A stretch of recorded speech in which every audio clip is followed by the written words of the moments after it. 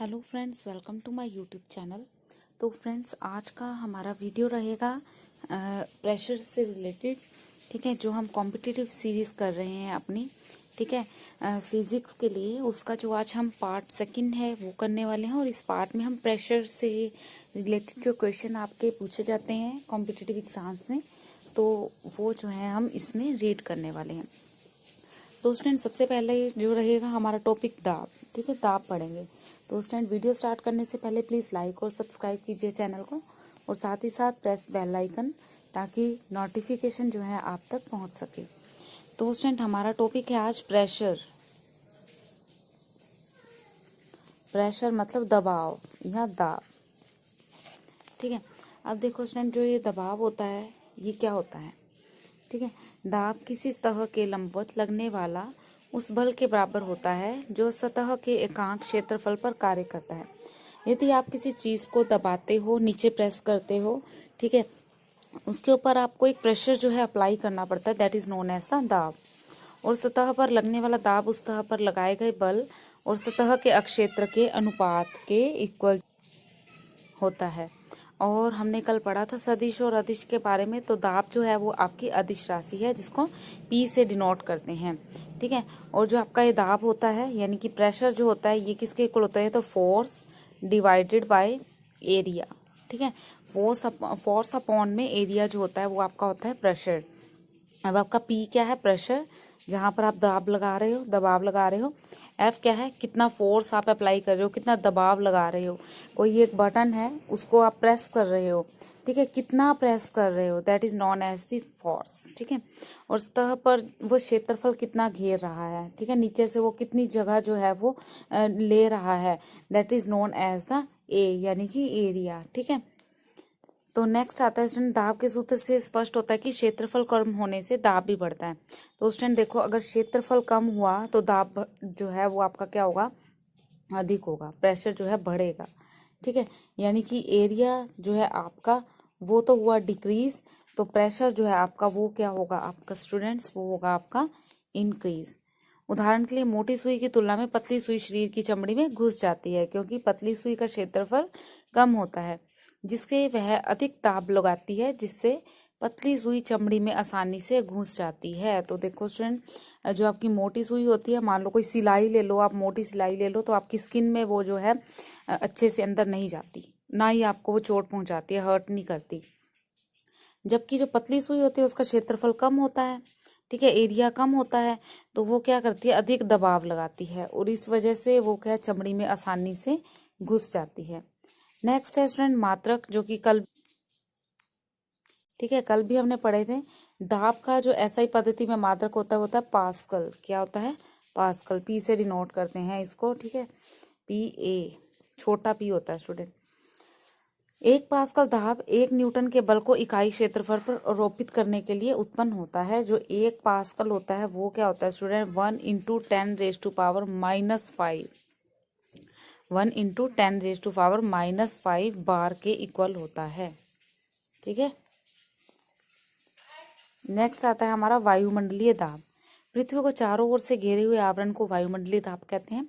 अतः वायुमंडलीय दाब उस दाब के बराबर होता है जो वायुमंडल के द्वारा पृथ्वी की सतह पर आरोपित किया जाता है। वायुमंडलीय दबाव का जो मान होता है वो 1 सेंटीमीटर होता है, उससे भी ऊंचे पारे के स्तंभ द्वारा लगाए गए दाब के बराबर होता है। जिसका जो पृथ्वी की सतह पर मान होता है वो होता है, देखो स्टूडेंट, ये नोट करने वाली चीज है, पृथ्वी की सतह पर जो इसका मान होता है 1.013, ठीक है, 1.013 न्यूटन, ठीक है, वर्ग मीटर। ठीक है, तो ये जो होता है आपका। नेक्स्ट है वायुमंडलीय दाब के जरूरी मात्रक कौन कौन से हैं? तो ये मात्रक नोट करो। 1 न्यूटन 1 पास्कल के इक्वल होता है, 1 newton is equal to 1 pascal. ठीक है, वायुमंडलीय दाब को ATM यानी एटमॉस्फेयर से भी जो व्यक्त किया जा सकता है। तो 1 एटमॉस्फेयर क्या होता है? 1 पॉइंट अभी बताया था 013 पास्कल। ठीक है, ये बड़ी इंपॉर्टेंट यूनिट है इसकी। नेक्स्ट है वायुमंडलीय दाब का मात्रक जो है, वायुमंडलीय दाब का मात्रक बार या मिली बार होता है। ठीक है, बार या मिली बार होता है। 1 बार इक्वल होता है न्यूटन, ठीक है, जो कि इक्वल होता है पास्कल। 1 मिलीबार न्यूटन और जो कि होता है आपका पास्कल के। 1 टार बार होता है 1 मिलीबार 133.8 पास्कल। मानक वायुमंडलीय दाब का जो मान होता है वो क्या होता है, समुद्र तल पर वायु के द्वारा लगाए गए भाप के दाब के बराबर होता है। और इसका जो वैल्यू होता है वो रहता है स्टूडेंट 101325 पास्कल रहता है। वायुमंडलीय दाब का मापन जो होता है स्टूडेंट, ये मैनोमीटर नामक उपकरण द्वारा जो है इसको किया जाता है। और ऊपर की ओर जाने पर 1000 फुट ऊपर जाने पर 1 इंच पारे के स्तंभ के बराबर दाब की वृद्धि हो जाती है। वायुमंडलीय दाब के कुछ प्रमुख उदाहरण हैं। वायुयान में बैठे यात्री के फाउंटेन पेन से स्याही इसलिए जो है रिसने लगती है क्योंकि ऊपर जाने पर जो वायुमंडलीय दाब है उसका मान जो है वो कम हो जाता है, जिससे कम दाब होने के कारण पेन के अंदर जो भरी स्याही होती है वो बाहर निकलने जाती है, मेल्ट हो जाती है दबाव के कारण। वायुमंडलीय दाब में कम होने के कारण पर्वतारोही या उच्च रक्तचाप से पीड़ित व्यक्तियों की ऊंचाई पर जाने पर नाक से खून भी बहने लगता है। ऐसा इसलिए होता है क्योंकि वायुमंडलीय दाब का मान शरीर के रक्तचाप से कम हो जाता है, जिससे खून जो है उच्च दाब से निम्न दाब की ओर प्रवाहित होने लगता है। नेक्स्ट है द्रव। जो लिक्विड आपका प्रेशर होता है वो कैसा होता है। द्रव के अंदर किसी बिंदु पर प्रति इकाई क्षेत्रफल पर लगाने वाले बल को द्रव का दाब या द्रव दाब कहते हैं। किसी बिंदु पर द्रव का दाब भी वायुमंडलीय दाब की तरह सभी दिशाओं में समान रूप में लगता है। द्रव दाब का मान द्रव के घनत्व, सतह से गहराई, गुरुत्वीय त्वरण पर निर्भर करता है, परंतु यह वस्तु की आकृति पर निर्भर नहीं करता। जो आपका पी होता है वो होता है रो जी एच, ठीक है। रो लेंथ, ये हाइट के ऊपर डिपेंड करता है रो। पी जो होता है वो द्रव दाब होता है, जी आपका ग्रेविटेशनल त्वरण एक्सेलरेशन होता है, एच जो होता है वो द्रव की सतह से वस्तु की गहराई जो होती है। नेक्स्ट आता है स्टूडेंट घनत्व, डेंसिटी। किसी पदार्थ का घनत्व यानी कि डेंसिटी जो होती है उसके एकांत आयतन के द्रव्यमान को उसका घनत्व कहते हैं। यह वस्तु के द्रव्यमान और आयतन का अनुपात होता है। यहाँ पर अंडरलाइन कर लो स्टूडेंट, किसके इक्वल होता है, द्रव्यमान और आयतन के अनुपात से, और इसे रो से डिनोट करते हैं, ठीक है, रो डेंसिटी, ठीक है। रो क्या होता है, मास बटे में वॉल्यूम, मास बाय में वॉल्यूम। एम क्या है, पदार्थ का द्रव्यमान, वी क्या है आपका पदार्थ का आयतन, और एम क्या है आपका स्टूडेंट मास, बॉडी का मास। और रो क्या है आपका द्रव्यमान, सॉरी घनत्व। घनत्व का मात्रक क्या होता है, घनत्व का एसआई जो यूनिट का मात्रक होता है किलोग्राम, और पानी का घनत्व होता है 4 डिग्री सेल्सियस तापमान पर अधिकतम यानी कि 1000 किलोग्राम तक होता है। यहाँ पर जो है स्टूडेंट आपका एक क्वेश्चन बन सकता है, इंपॉर्टेंट है यहाँ पर, इसको नोट कर लो, नोट कर लो। यहाँ पे घनत्व का जो एसआई यूनिट होता है वो क्या होता है, किलोग्राम होता है, और पानी का घनत्व होता है 4 डिग्री सेल्सियस तापमान पर सबसे अधिक यानी कि 1000 किलोग्राम होता है, 1000 किलोग्राम होता है। नेक्स्ट आता है अपेक्षित घनत्व। जल के सापेक्ष किसी वस्तु का घनत्व उसका अपेक्षित घनत्व कहलाता है। किसी पदार्थ का घनत्व और 4 डिग्री सेल्सियस तापमान पर जल के घनत्व का अनुपात उस पदार्थ का अपेक्षित घनत्व कहलाता है। यह एक मात्रक विहीन राशि है क्योंकि यह दो घनत्वों का अनुपात होता है।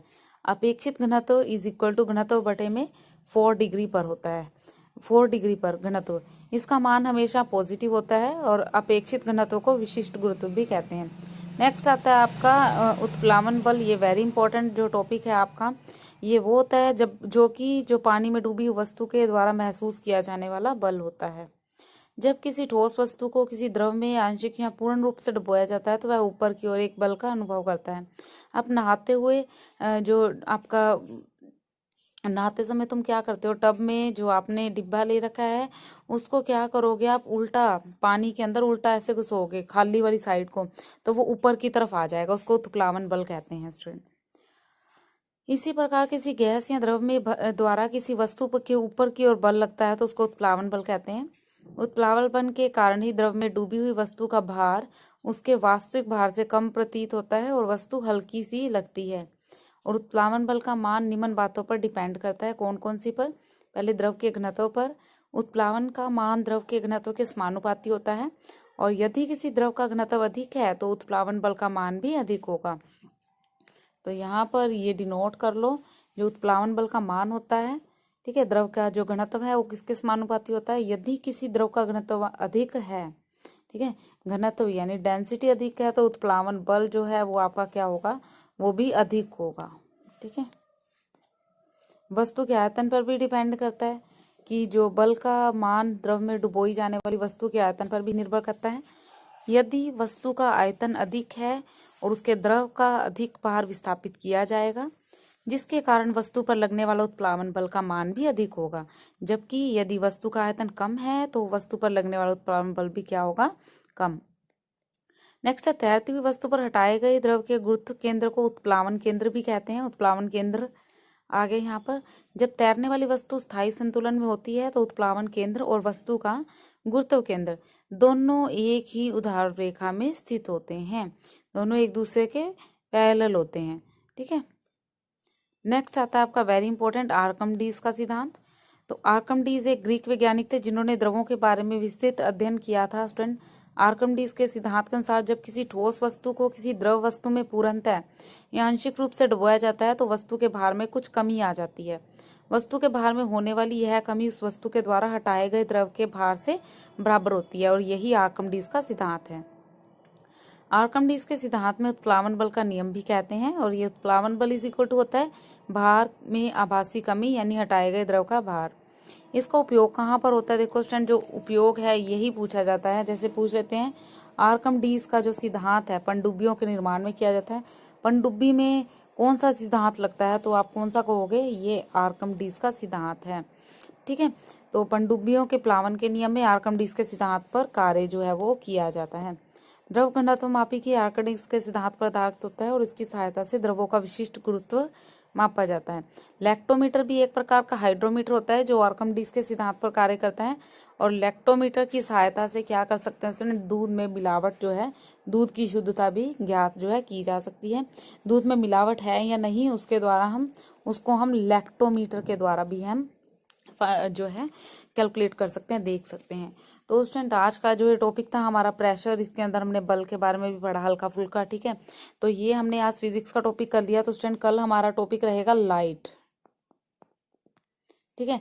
कल का टॉपिक क्या रहेगा? लाइट। जो मापन वाला टॉपिक है स्टूडेंट, 1 टॉपिक हम कर चुके हैं ऑलरेडी, 2 आज हमने कर लिया, कल हम करेंगे लाइट। ठीक है। तो स्टूडेंट, वीडियो अगर पसंद आई हो तो लाइक और सब्सक्राइब जरूर कीजिएगा और साथ ही बने रहिएगा मेरे चैनल पे, इसलिए बेल आइकन दबाइएगा ताकि नोटिफिकेशन आपको मिलता रहे। Thank you.